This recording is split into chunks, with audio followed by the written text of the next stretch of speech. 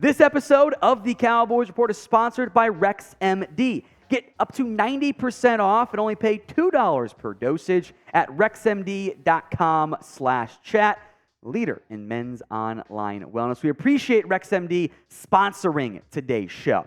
Cowboys football is well and truly back as we've had a first preseason game. And although the cuts have changed again this year, from 90 to 85 to 80 to the full cuts down to just the one cut later on if the preseason wraps up, we will have you guys covered with everything going on around the Dallas Cowboys. So make sure you guys are subscribed right here. Let's talk surprise cut candidates. First up, KaVontae Turpin, who I would be surprised if he got cut, but it is a plausible one. Again, I'm not advocating for any of these guys to be cut, but I do want to acknowledge your possible options here. Turpin is getting more run on offense in camp, which I think is a good thing. I want to see if he can become a viable piece that's not just relegated to being a special teams only player or on the field to run downfield fast one time per game. But the thing that Turpin has done best in his time in the NFL, returns, he made a big mistake in the first preseason game. He fumbled it, and that's not okay. I would be shocked, I tell you, if Deuce Vaughn does not make this Cowboys roster. Having two players, even at different positions, who are both extreme size outliers at their positions is rare in the NFL. You don't normally have that many exceptions, so it continues to raise some concern from that perspective in terms of how do you make it all work out in the end? Can you find a way to fit everybody together on the roster? There are four locks, the top four guys at receiver, then Fehoko, Turpin, and Brooks battling together.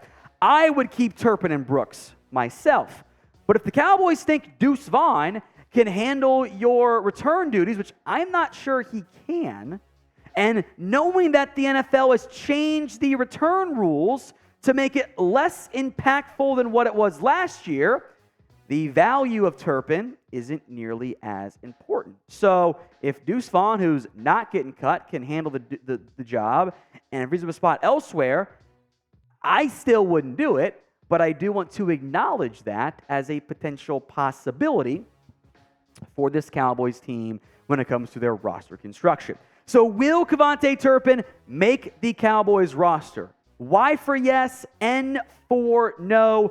This will be today's pinned comment. So if the ad comes here on YouTube, take advantage of it. Head down there and let me know. Y for yes, N for no.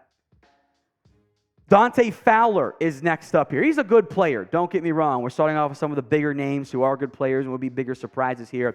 But there is some money to be saved if others can emerge at the edge rusher spot. Fowler's a solid player. Don't get me wrong. The Cowboys have depth at defensive end, at edge rusher. A release would save $2 million. That's not an insignificant amount of money for a team that did just give Zach Martin a new deal. Look, Mike is making this team. Tank's making this team. I'm assuming, barring a surprise trade, Dorrance Armstrong makes the team. Sam Williams does. In particular, can Isaiah Land make this roster? They gave him some off-ball linebacker reps, and then they played him at really edge only in the preseason game. He was really impactful. If Land can do, 80% of Fowler's job and you have him cheaper for 3 years, that's a decision you have to consider because then you could keep somebody else or free up more money for other extensions. So name a player who you think could be a surprise cut for the Dallas Cowboys. Head down to the comment section and drop that player name or names in there. Jourdan Lewis is next up here, the corner who hasn't been cleared yet. He had a really bad plantar fascia injury, which is something Lewis has said his doctor said was one of the worst ones he's ever seen, which red flags everywhere if you're not healthy, right? There's also money here. A release of Jourdan Lewis, assuming there is no injury guarantee, which I don't think there is on his deal, would save $4.71 million. It's a lot of money. There's your Zach Martin money, right? Plus you have Trayvon Diggs, Stephon Gilmore, Deron Bland, Nahshon Wright, Eric Scott, Israel Mukuamu, Kelvin Joseph. All those guys can play corner for you. So you don't necessarily need to have Jourdan Lewis, especially if you don't think he's going to be healthy this upcoming season. Now, if you sometimes lack some confidence in the bedroom, and you wish you had a more fulfilling sex life, you are not alone. You don't want this type of surprise to happen to you, right? That's why I'm excited to tell you guys about RexMD, the online source for men's wellness. RexMD offers an easy and discreet way to get the medication you need for ED without having to visit a doctor's office. With just a few clicks, you can have your medication delivered straight to your door at a fraction of the cost of traditional pharmacies. RexMD's team of licensed physicians will work with you to find the right treatment plan, and their medication is made in the USA, so you can trust its quality. Plus, their customer support team is available 24/7 to answer any questions or concerns you may have. So if you're ready to take control of your sex life, say goodbye to ED, head over to rexmd.com/chat and start your consultation today. Take advantage of the best deal they've ever offered and save up to 90% off. Only pay $2 per dosage. Our exclusive link in the comments section and the description. It's rexmd.com/chat. You were expecting Kelvin Joseph, but I put Nahshon Wright on this list because that'd be, I think, a little bit more surprising, maybe, although Joseph offers more special team stuff here. Nahshon Wright's banged up again. Seems unlikely that he will play in the upcoming preseason game for the Cowboys in Week 2. He's fighting for a roster spot. If you keep Jourdan Lewis or Kelvin Joseph, in addition to your 4 guys that are locks, that math ain't mathin', folks. Nahshon Wright had a chance to play last year, and the Cowboys didn't like what they saw. No touchdowns allowed, but in the preseason last year especially, he suffered from the most extreme case of Chidibe-Awuzie I've ever seen, where you don't get your head around and your hands don't go up. Got to do at least one of those 2 things to make a play on the football. Wright has great size, great length. He's a Dan Quinn project, but he isn't quite there yet. Here's a surprise name. How about Peyton Hendershot, the tight end? He was the UDFA darling last year. Very impressive in camp, in the preseason. But how many times have we mentioned, or have you seen on Twitter, outside of maybe a couple, Peyton Hendershot making nice plays? The name we've heard more of at tight end is John Stevens, the rookie UDFA out of Louisiana, who fits a similar mold of that kind of dual threat tight end. It's like a pass catcher. Luke Schoonmaker's back. He's healthy now. Sean McEwen can block. If you were desperate to keep John Stevens, Hendershot's the overlap there. Now, I think you could get Stevens to your practice squad and you'd be fine, and it would be a true surprise name. But if Stevens keeps going for touchdowns in the preseason, tough to cut that guy. Malik Davis is next up here. I'm not cutting Deuce Vaughn. I refuse to do so.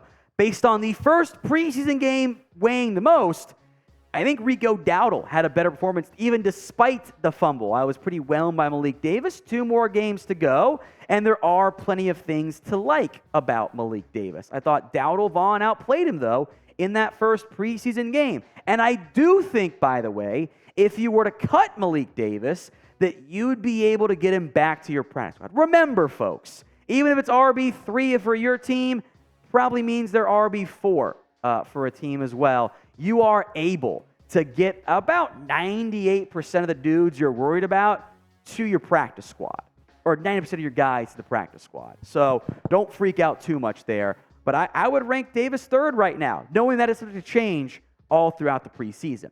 So with that in mind, pick an RB2. DV for Deuce Vaughn, RD for Rico Dowdle, MD for Malik Davis. Get those votes in the comment section. DV, RD, or MD. Neville Gallimore is next up here. And I will say, I thought he played pretty well. Probably one of his better preseason games against the Jags after the Cowboys were nonplussed with him last offseason, preseason there. But cutting him would save $2.74 million. With your depth along the defensive line, somebody's not making the team. Now, maybe it's a trade instead of a movement in terms of the defensive line depth chart, or the defensive line on a deep depth chart. But you can't fit Osa and Mozzie Smith and Chauncey Golston and Neville Gallimore and Hankins and Fehoko if healthy, Fehoko, excuse me, and Bohanna. You ain't carrying 7 guys that can play DT for you. So somebody's got to go at some point. Jabril Cox is next up here. This is my boy. Always makes me sad. But he was a recent draft pick, fairly early-ish. But he's firmly on the roster bubble. And despite the pre-draft love for the player, what I think you were hoping to get out of Jabril Cox, I think we already saw a better version in his first ever game out of DeMarvion Overshown. So now it's okay. Van Der Esch is LB1, Clark's LB2, Overshown's LB3. Who's 4? Cox or Harper? And 4 might be all you need if you're going to have the option, if you had to, still keep 5, of moving a safety down or Micah Parsons back up. So because of that, I hope when we say hashtag Cox out, it means great success on the field and not taking it too literally where out as in off the team altogether. It's been a problem before. They did it with Bradley and I for years, which for a while, which broke my. Although they were right, I was wrong. Spam Cox out though in the comments section. How about your kicker? Only guy on the roster, he has the job, right? No. Brandon Aubrey is not guaranteed anything for this Cowboys team. Now, he was better last week during the kicks after we took over the full-time job. Also missed an extra point. Can't be doing that. We all have Brett Maher trauma from the playoffs, right? Got to be better there. Let's see how Aubrey plays moving forward. Finally, pick a safety. The math ain't mathing again, folks. You look at what this team has. You're not cutting Donovan Wilson. You're not cutting Jourdan Lewis. You're not cutting Malik Hooker. There are 3 locks. Israel Mukuamu can play safety and corner. Seems like he's in a pretty good spot. But then there was Markquese Bell, who made the team last year. Tyler Coyle, who they like. And this year's little surprise impact player, Juanyeh Thomas.